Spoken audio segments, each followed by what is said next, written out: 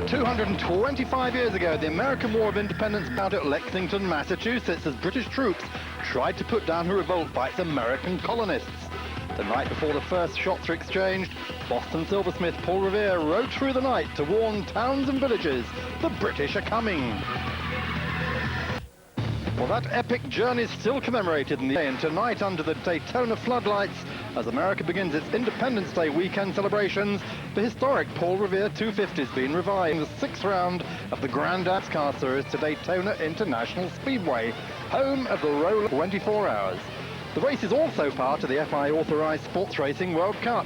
Points on offer to the Lights Division, which is raced at Barcelona, Monza and Spa-Francorchamps this year. The Grand Am has seen rounds at the Daytona 24 Hours, Phoenix, Homestead, Lime Rock and Mid-Ohio, with James Weaver leading the sports racing category at Daytona and Lime Rock, and Jack Baldwin second after wins at Phoenix and Mid-Ohio.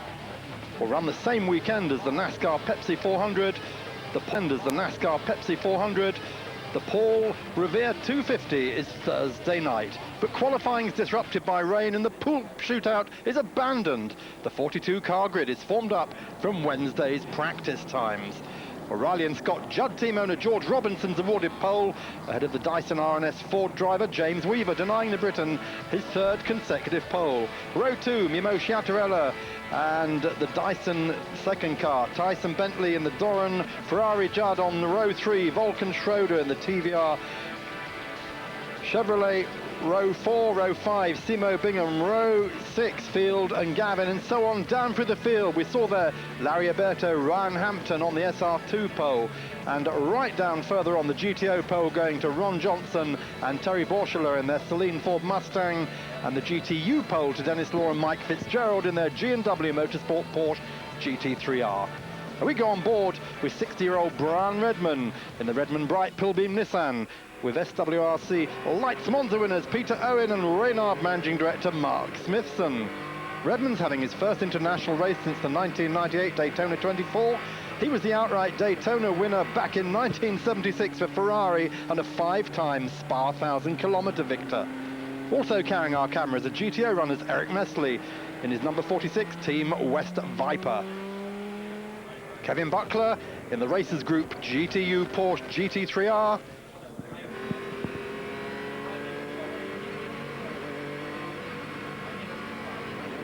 And Craig Conway in the AGT, that's the American GT class, Spirit of Daytona Chevrolet Camaro.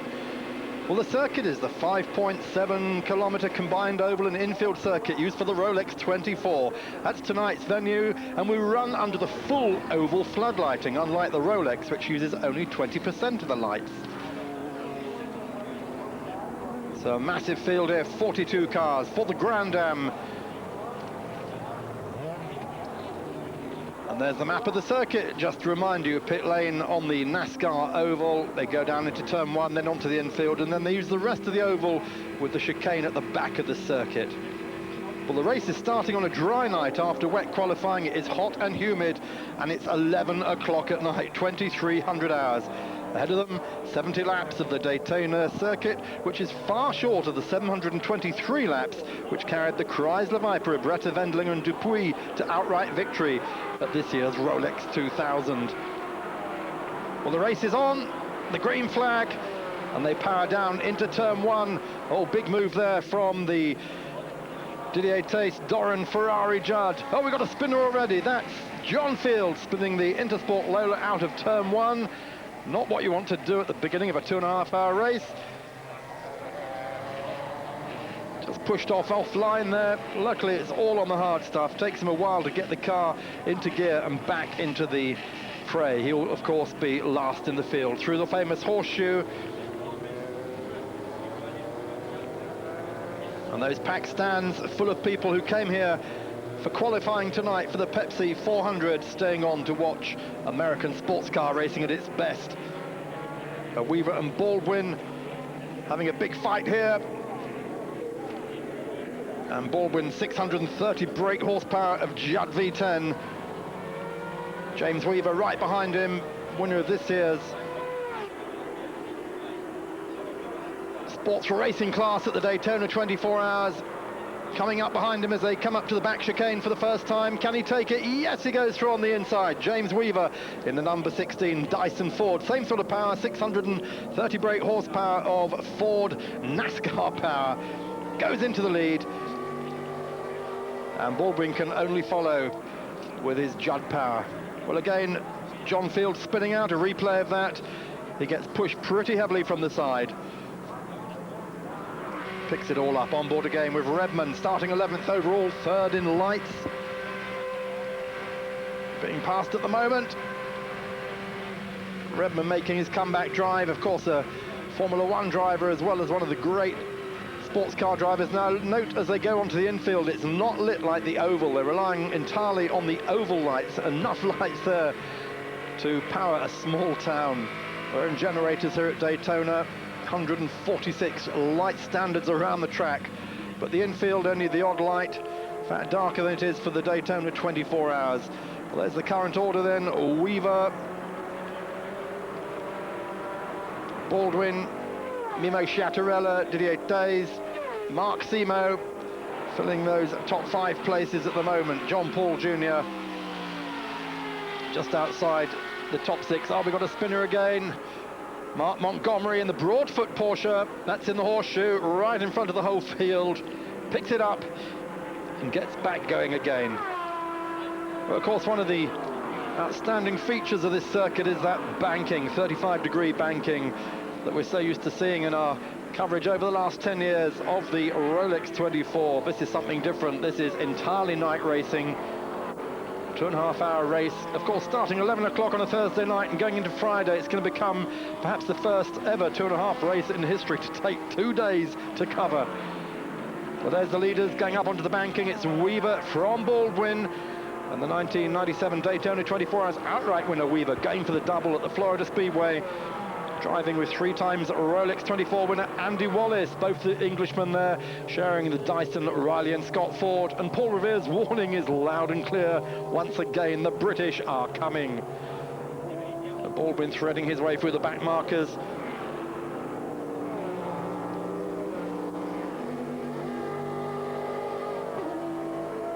Up onto the south banking there in the background, the hotels along Daytona Beach on the Atlantic shores. And after that rain on Wednesday, a dry, humid Florida night, temperature creeping up into the high 30s here. Tough on the cars, tough on the drivers. John Field spins again in the Lola, in the horseshoe. He's obviously got some big problems there. Are they tire problems? As we go back on board with Brown Redman, now running 17th as the race order falls into place. The GT cars have to start behind the sports cars, and some of them are faster than the lights. This, of course, one of the Sports Racing World Cup lights. This is the actual car that won at Monza this year, the Monza 500 kilometers, with Mark Smithson, who's managing director of Reynard Cars, and Peter Owen on board. They're joined for these 2 races, this race at Daytona and Elkhart Lake by the famous Brown Redman. Nissan V6 power, about 450 brake horsepower. One of 2 pill beams entered by Redman Bright, John Bright and Brown Redman, of course, team owners. And Brown Redman saying this is the first time he's ever driven his own team car. So quite a big day for Brown tonight, and that's why he started the car. Braking hard for turn 1. Always looking out for these Porsches and Chevrolets, Mustangs ahead that always seem to be getting themselves into trouble. Race leader James Weaver, again in the Dyson car. Same car we saw take pole position and lead this year's Rolex 24 for a long time. Oh, we got problems there, have we? Well, it's a big flame out. That's the Team Chicago Mustang. Big flame out and a big lockup as he tries to avoid running into the back of a Porsche GT3. First full course yellow, lap 9 of the race, and the first of the night. What's happened here? Well, there's 2 Intersport entries. This is the other one, and Joe Field, John's brother, crashes the car into the tire wall. This is the team's Riley and Scott Ford. It's John Field who has the Lola. There's the current order there, standings. Weaver, Baldwin, Mimo Sciattarella, Ross Bentley, in fact, in that car, not Taze, and John Paul Jr. in the Dyson Riley and Scott Lincoln, the sister car to the leading car of James Weaver. There is James Weaver then in the 16 car as they all fall in behind the safety car here at the Paul Revere 250. Rejoin us on Eurosport after the break. Welcome back to Daytona, the Paul Revere 250, the night race here for the Grand Am and Sports Racing World Cup. You join me, Mark Cole, as we watch James Weaver, our race leader, coming in for fuel and tyres. He's going to stay on board, pulls up at the Dyson pit, Rob Dyson's team, who've won Daytona so many times, the 24 hours, know exactly how to cope. And of course, this pit lane being used later in the weekend for the Pepsi 400, also a night race, the NASCAR Classic.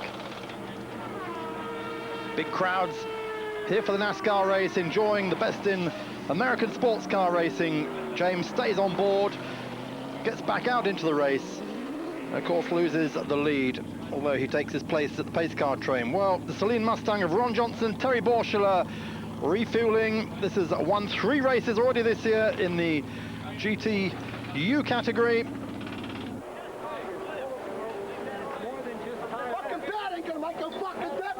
Well, they've got a problem. They've got a fire on the car.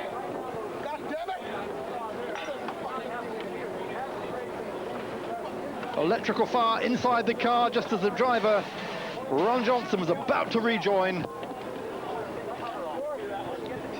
No big drama here in the Steve Saleen Speed Lab entry. The driver's not looking at all happy about this. Steve Saleen, of course, Steve Allen, who's one of the owners of the car, American TV star on Home Improvements. Well, the field's still under caution, under the lights. There's problems also for Brian Redman in the Pilbeam. He's being pushed into pit lane. John Bright there in the red overalls pushing his co-owner Brian Redman into the pit lane. Get the car back again. Refueling, checking out whatever problems there are. Too early, of course, to run out of fuel. Maybe they've got a pickup problem, but no great rush to do anything here. Lancastrian, Brian Redman at the wheel. Well, the restart on lap 12 of the race, and it's now Jack Baldwin in the Robinson, Riley and Scott Judd leading. Of course, Weaver made that pit stop. He's leading from Mimo Sciattarella. There's Sciattarella in the Risi Ferrari 333 SP. Risi Competizione. That's the team run by Ferrari of Houston. John McLaughlin, who campaigned this same Ferrari for the 1998 and 1999 seasons.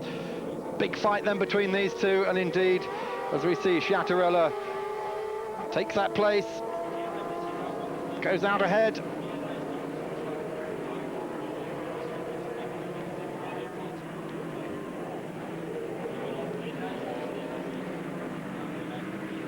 Mimo Sciattarella, former Formula One and kart racer. The Ferrari incidentally given more power after an air restrictor increase, but the team complaining it's still not enough. They've got only about 540 horsepower against the 630 of the Judd and Ford engines. This battle going on. Mimo Sciattarella, Domenico's proper name, he's from Milan, lives in Monaco, 32 years old. Of course, teammate to David Brabham in the Simtech days, winner of the Vallelunga 6 Hours. Other races, a lot of fighting going on through the midfield there. Tampoli's amongst that group now. This just reminds us about the Sports Racing World Cup here tonight. 2 Pilbeams entered, 2 of the Redman Bright Pilbeams. One we see in the Redman Smith Knowing car, the other for Chuck Goldsborough and Mark Bunting. And 2 of the factory Tampolis, the Raffaele Tampolis, Gustl Spreng and Bernardo Sanagoira, and Niklas Laban and BJ Zacharias in those 2 Tampolis. And those 4 sports racing lights cars fighting for points amongst the field here, as we see Baldwin carving through cars. Number 27 there, Ross Bentley, in fact. Ross Bentley, that is, in the Lister Ferrari Judd. They call it the FUD here. That's the car run by Kevin Doran. They put a Judd V10 in the back of the Ferrari, try and improve performance. Obviously working well this afternoon, or this evening. So Bentley passing the Volt Schroeder Chevrolet there as he makes up places after his stop. So standings at the moment, we see Mimo Sciattarella leading from Jack Baldwin, with James Weaver back in third, having made his pit stop. Elliot Forbes Robinson and Dyson with John Paul Jr. John Paul Jr. on board at the moment. Larry Alberti there in fifth, we saw. That's the Lights Archangel Lola Nissan, the leading car. Larry, not Michael Schumacher there, and Martin Snow in their Lola as well. Well, Larry Schumacher is the one in problem there. That's Larry Schumacher we just mentioned in the second place Lights Lola, also Nissan powered. He spins off backwards. IMSA GT champion gets the car back into the race. It's the car he shares with Martin Snow, and even as he does that, Peter Wirtz spins the GTU Racers Group Porsche GT3R. We have got oil there at that corner. That's what's catching people out as they come off the back chicane onto the banking section. It's not really a place you want to be because cars are super fast at that point.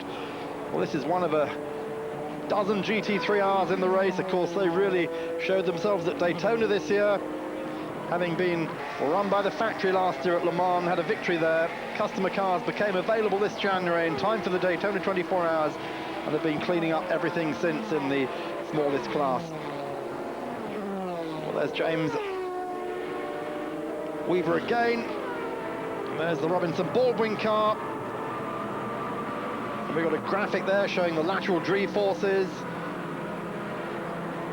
1.8 G as they go through that banking.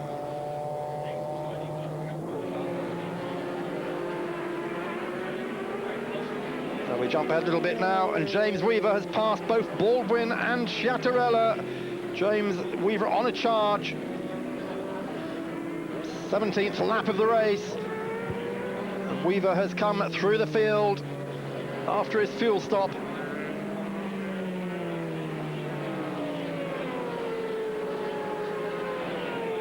He knows this circuit so well. He has done 7 Rolex 24s. After racing 7 times around the clock here, you know a circuit as well as you're ever going to know any circuit you race on. Around the infield hairpin, and up to the horseshoe, off the horseshoe, and up back onto the banking. Oh, look at that BMW. Very dubious driving there. Big squeeze, almost put Weaver up into the wall there. Good job, he knew exactly what he was doing.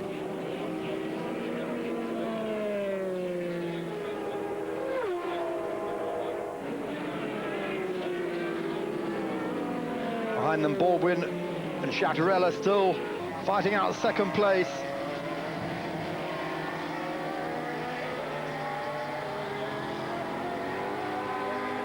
Oh, there's a puncture there, a flat tyre for Law and Fitzgerald.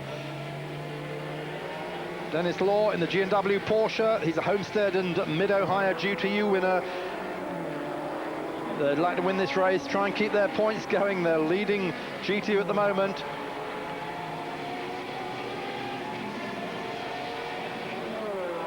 Oh, Sciattarella finally gets past Baldwin. Lapping back markers.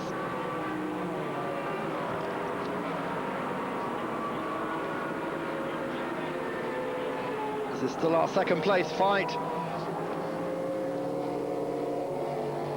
Both cars Judd powered. No, sorry, that's the Sciattarella car. It's Ferrari powered, Ferrari V12. 4 litres against the 4-litre Judd of Baldwin in the blue. Riley and Scott behind him. It's the Lister Ferrari that's got the Judd engine in the back. So Ferrari really needing another power hike if they can get it. Oh, we've got a problem there. Mark Montgomery has been hit by the Camaro of Kenny Bupp. The cones go flying, people going off all over the place to avoid that. Well, Ciatarella comes into the pits. Tire change.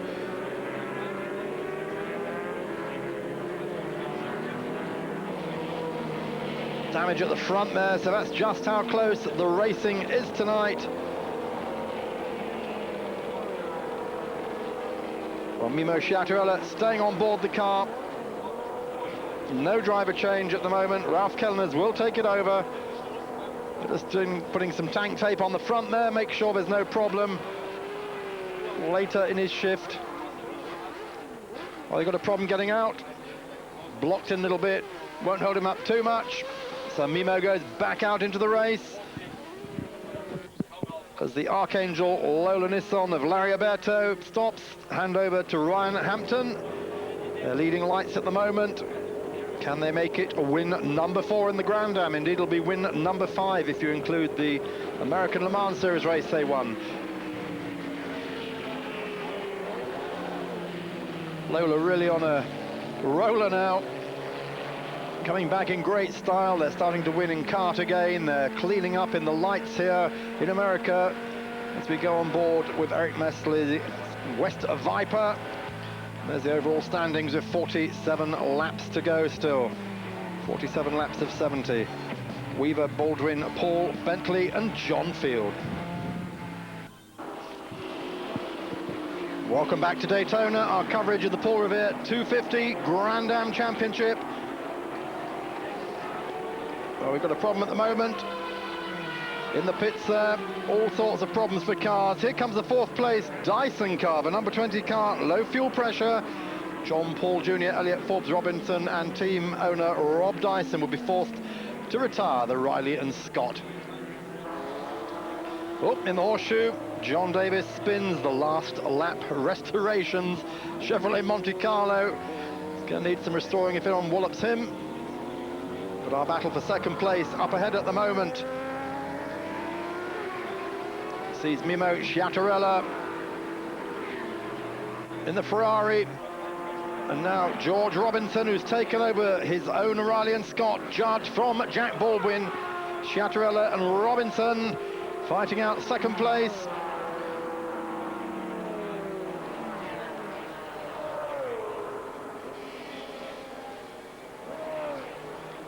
Pushing to the limits under the lights here.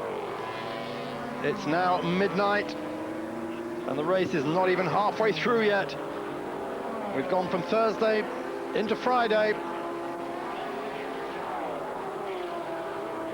Race is scheduled to finish at 1:30 on Friday morning, and then all the teams have got to clear out and make room for the NASCAR boys, good old boys, for Saturday night's Pepsi 400. There's the palm trees in the background. You cannot mistake this as being Florida. Well, there's the scoreboard showing it's Wallace leading at the moment. Overall, he's taken over the car from James Weaver.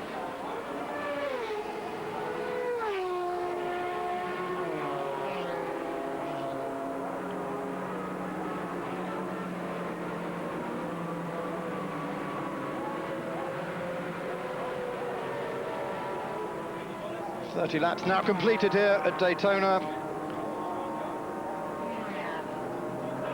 And the overall standings after all those pit stops then, Wallace leading from Taze, from John Field, from Ciatarella, Robinson, Jarrett Schroeder, Mark Simo,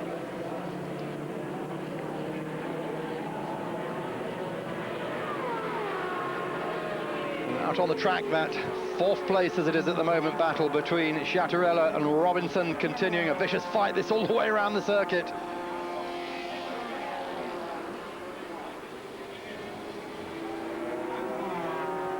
They've carried Jarrett Schroeder through with them in this fight in the 95 TRV Riley and Scott there.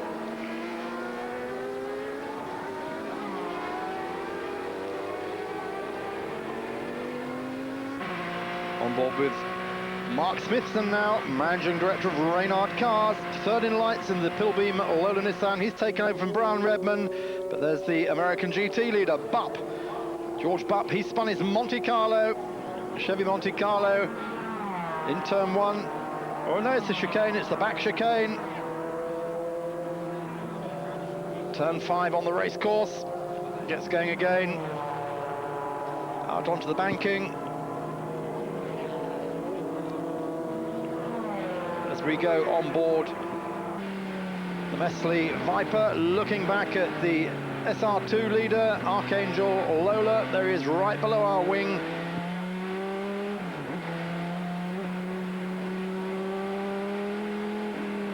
The Lola goes past. Nissan V6 power against the Viper's considerably greater power. Oh, the big spin there. Craig Conway in the Spirited Daytona Camaro, nearly hit by the Verkut Porsche. Oh, that's very, very close. Well, this is on board the Camaro. That's his headlights we're looking at, those little spots. Picks himself up and gets back into it. Well, class leaders then. It's Wallace at this moment. From Ryan Hampton in the Archangel Lola, leading lights. GTO led by Mestley in the Viper we were just on board with. John Morton in the Porsche leading GTU, and the Bupp Camaro we saw spinning, leading American GT. Well, Kellner's, Chattarella rather, still fourth overall, passing back markers. Has yet to hand over to his German co-driver, Ralf Kellner's.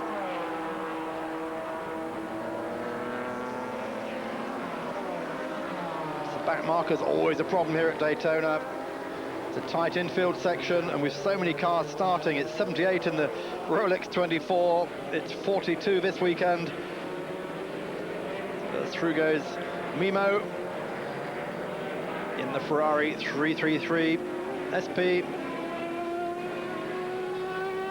developed from the 1992 Ferrari Formula One engine, taken out from 3.5 to 4 litres, still V12. But so strangled by restrictors. Oh, John Field spins again. That's the Intersport Lola yet again. He's having a torrid evening. Obviously big power problems coming out of the banking. He was in third place overall, and he loses a lot of time rejoining there.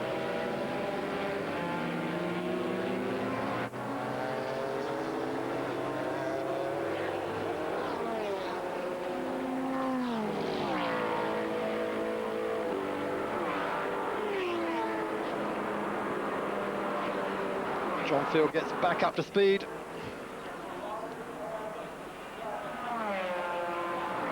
Number 80 car there, John Morton, the GTU leading Porsche, passing the Viper.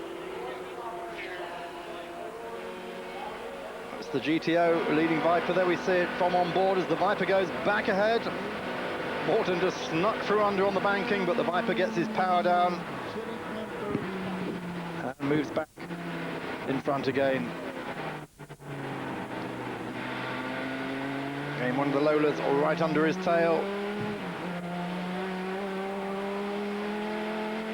But John Morton, the GTU leader, in that 80 car, there he is. Leading Buckler and Collin, Fitzgerald, Bunting, Friedman. All those cars are Porsches except for that Bunting car, the Bunting number 55 car. Andy Pilgrim's Bunting Genesis BMW M3. We're still following the 80 Porsche of John Morton, very, very experienced man.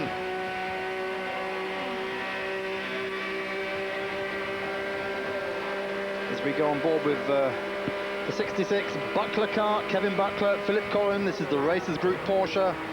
And now they begin to pick up a big battle with Morton and with Fitzgerald.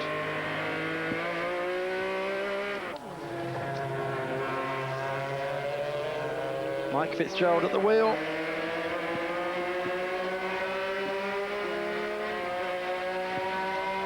Down below him, John Morton, 58 years old, John Morton, and started racing in 1963 in a Lotus Super 7. He won Le Mans C2 for the Goodrich Lola team in 1984. He won Sebring outright in 1994 for Nissan with Paul Gentilozzi. Also won IMSA category at Le Mans in 1994, again in Nissan.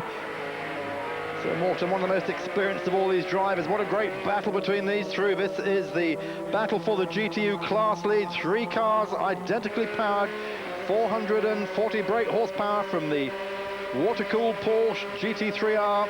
Cars are silenced now, the noisiest cars you've ever heard, as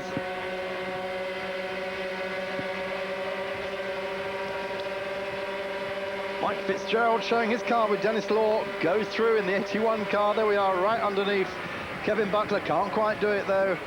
Mike Fitzgerald, winner this year already at Homestead and Mid-Ohio. And what a battle. Just like a NASCAR race, there's 3 Porsches, absolutely evenly matched. The overall race leaders carving their way through, but they're so busy having their own battle, these Porsches. There's not room for the race leaders, and they're not going to give way to anyone. They're fighting for position.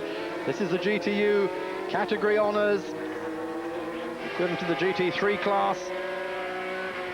The Riley and Scotts, the Ferraris, having to thread their way through the Porsche battle. Well, great racing here in the Paul Revere 250 tonight from Daytona International Speedway. Just nothing in it between those 3. The cars, drivers, Morton, Buckler and Fitzgerald, so closely matched. Buckler's still the man in the middle. John Morton first, Buckler second, Mike Fitzgerald third in the GTU category. And this at halfway distance through the race, captivating all the audience.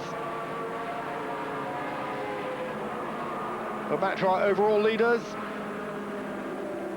Andy Wallace from Mimo Sciattarella, and Didier Taze first, second and third overall as we go back again to the GTU battle. Up onto the banking, bouncing off the back chicane curbings.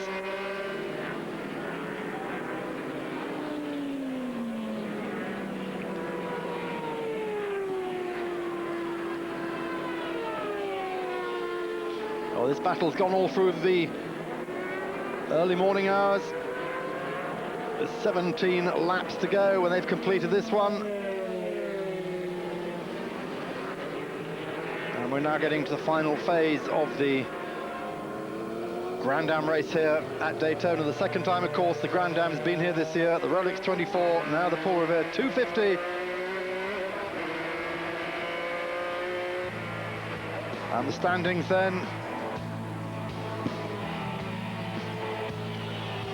Weaver Wallace leading from Taze, Bentley, Sciattarella and Kellner's there in third place. Back after the break for the end of the race. Welcome back to Eurosport. Final part of the Paul Revere 250 here at Daytona Speedway. The night race now at 1 o'clock in the morning. Leader Wallace out of the car, and James Weaver getting back in for the final shift. These 2 English drivers doing a great job for the Dyson team, just being there in the right time all the time, making more driver changes than any other team. We'll be asking Andy Wallace about that in a minute. Indeed, that keeps them in the pits a little bit longer than they want. The car leaves the pits no longer in the lead. It's now in third place behind Ralph Kellners at the wheel of the Risi Ferrari. Here he is, and Didier Taze in the second place. Doran Lister Ferrari Judd. This is our race leader.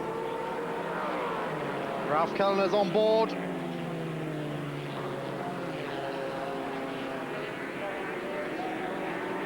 German Super Cup champion, long-time factory Porsche driver. Then more recently, Toyota driver, of course, at Le Mans. We talked to Andy Wallace after his stop. Andy Wallace, you're out of the car. Why the driver change this late in the race? Well, that's the way we always planned it. We were going to change every stop, drivers, and we thought that was the best way to do it. The car's actually really good. I managed to do a couple of 42s there when we went green, but the biggest problem is the traffic, so you have to be very, very tough in the traffic because we don't have much time. Well, somebody's nose cone lying in the track there. That's good enough to call a caution, isn't it? But in fact, there's problems elsewhere on the circuit.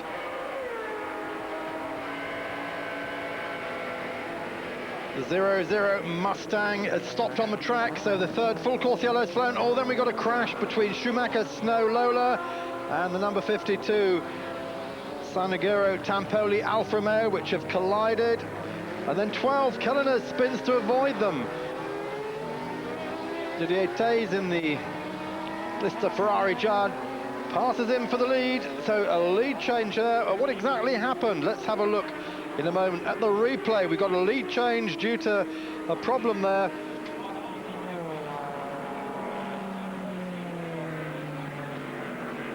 Well, there's oil on the track apparently, and Larry Schumacher and Pedro Lama's manager, Bernardo Sanagroya, got together. There's the yellow Tampoli going away, and to avoid them, Kellner spins. Now watch Didier Thays in the Lister Ferrari Judd. He comes through. And there he is, just coming through the picture now, while Kellner is still on the grass. Through comes the Ferrari. There it is, that white and red Lister Ferrari takes the lead of the Paul Revere 250. Kellner's into the pits. He had to go in anyway for a final splash and dash. They've got to get grass out of the radiator. After that moment, it's a quick stop. Just 7 seconds, out he goes again. But of course, all this is played into the hands of the Doran Lister Ferrari Judd team. Didier Thays on board the car now. Car he's sharing with Ross Bentley.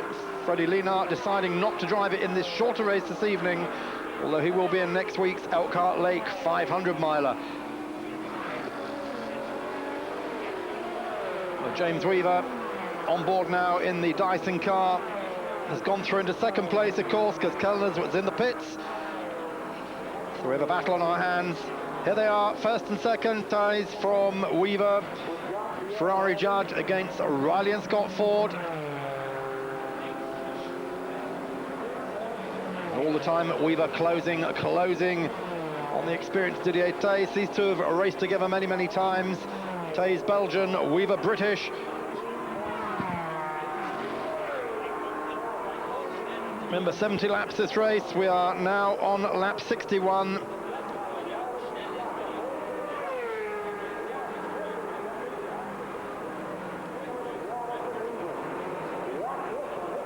Here they come, the race leaders, through the back chicane. Didier Thays, James Weaver. Virtually identical power from these cars. 630 brake horsepower from the Judd V10. 630 brake horsepower from the NASCAR-derived Ford V8. This Ford V8 that's done such good work over the last few years. It was run at Lincoln, in fact, in the Rolex 24 earlier this year. Ford's upmarket division. They decided they wanted to join BMW and Audi, having a upmarket name. Well, Thays slowed very, very slightly, not too much, but just enough to slow him momentarily there, and James Weaver snaking his way through. This is like threading a needle, trying to pick your way between these cars.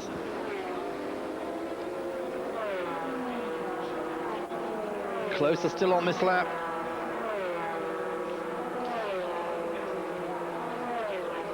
Didier Thays and James Weaver, both Daytona 24 winners, both Sebring winners. Oh, and the gap now is too close to call. James looking to go through on the inside at the horseshoe. Can he do it? Not yet. Thays knows his car so well. Maximum speed then, 200 miles an hour up on the banking. Thays 43 years old. He's never won Le Mans yet, but he won Daytona in '98.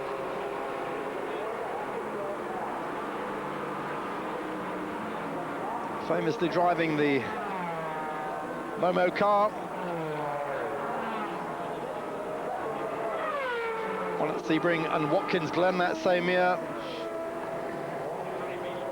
There in the pits, both Andy Wallace and Ross Bentley watching the charge going on. That Judd just able to pick up speed on the banking, can get the car out further ahead. It's James Weaver's forte is on the infield sections in the Riley and Scott Ford.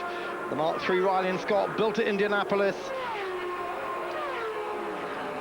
The purists do not like this Ferrari, Judd.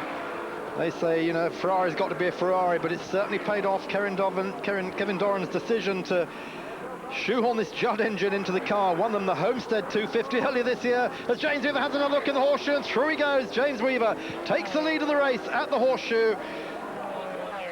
So is this the end of it for Didier Thys? Because Weaver's immediately pulling away. We are saying just how good he is on the road infield section here. So Didier Thys now is looking in his mirrors, because he's got Ralph Kellner's in third place, starting to close on him. Up onto the banking then.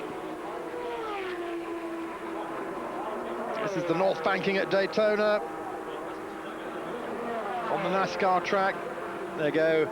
Halfway around the circuit, down the long back stretch, braking heavily then from 220 miles an hour, perhaps braking into this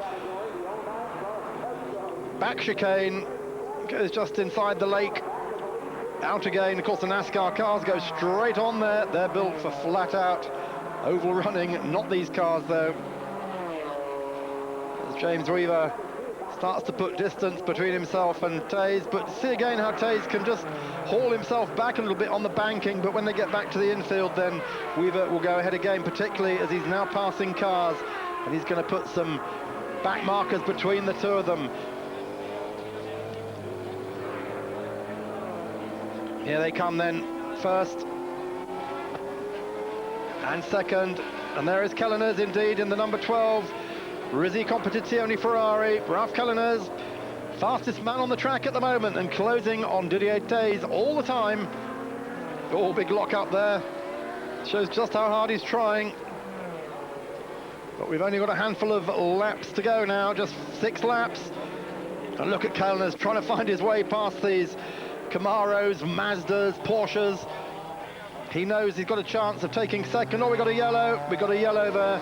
Oh, and it's the Spencer Mazda Kudzu that spun. It's only a local yellow, I think, though. Yes, indeed, it's only local. He gets going again.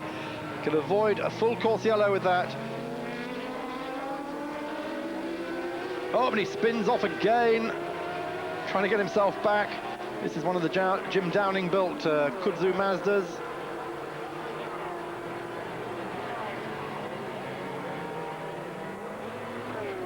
So Dennis Spencer sharing the Team Spencer car with Rich Grupp, as James Weaver now starts to put some space between himself and the rest of the pack.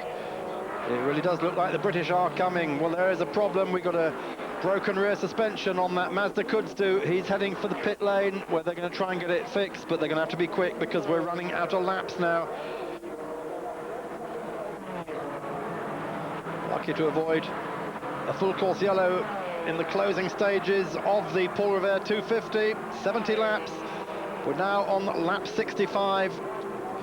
James Weaver. Oh, we've got a problem there on the inside. That is still the Mazda Kudzu trying to get back to pit lane. It's got to go around the south banking. It'll keep to the bottom of that, so as not to get into the way. Oh, we've got a full course yellow, so it looks like because of that slow car they are stopping it. No, in fact, it's something else. It's the Team Chicago Mustang has gone off in a big way at the Horseshoe. They're dragging him back out of the tire wall. We've got rescue trucks on the track. There we are. We just saw him going off on the outside there. Just saw the picture, and then we've got a full course yellow. And then on lap 68, the restart with just 2 laps to go. 2 laps to go. James Weaver, Didier Thys, all his advantage wiped out. Weaver's advantage wiped out there. Big fight then. 2-lap dash to the flag. Weaver from Thys, from Kellner's. And Robinson also closing on the banking. Now can Thys hold off Ralph Kellner's? Here is Ralph. in the red number 12. Rizzi Competizione Ferrari. Car he's sharing with Mimo Sciattarella. And it's a fight to the finish. James Weaver goes through in the lead. Braking in hard into turn 1 off the start-finish straight. Didier Thays still right behind him. Kellner's right behind him. And George Robinson right behind him. So Riley and Scott leading Ferrari, and Riley and Scott all coming to a proper climax, unlike the Rolex 24 where GT cars won. Oh, a big lock-up there by Didier Thays. Oh, and a big sideways moment behind them with Robinson. Did Robinson lose it then? Well, Kellner's get side by side with Thays, side by side on the banking, but Thays comes back again. Well, Kellner's actually took second position there just for a moment, but Thays came back again on the outside. Robinson's right with him as well. Oh, heavy braking there. And it's almost all over, bar the shouting. On the final lap, James Weaver from Thays, Kellner's. There's nothing that I think that Kellner's can do now. There's James Weaver. Oh, he takes the win. He takes the win. The Dyson team in the pits. Andy Wallace there, absolutely delighted with that win. 1:34 a.m. Friday from Thays, Kellner's and Robinson. And as we said, the first 2.5-hour race to last 2 days. Well, that's Weaver and Dyson's third win in the 6 Grand Am races this year. And in 5th place, behind that group, comes Britain's Oliver Gavin, sharing John Field's Intersport Lola, the last lead lap car. SR2 goes to Larry Alberto, Ryan Hampton.